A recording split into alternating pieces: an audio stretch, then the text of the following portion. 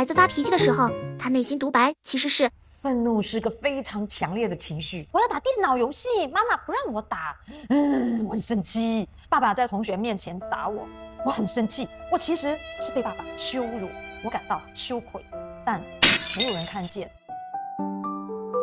生气的孩子其实感到很孤独。如果你还在气头上，记得你是成年人，你要稳住你的情绪，包住他，重复的和他说：你再生气，深呼吸，慢慢安静下来。当愤怒得到很好的关注与疏导，它可以成为正面的力量。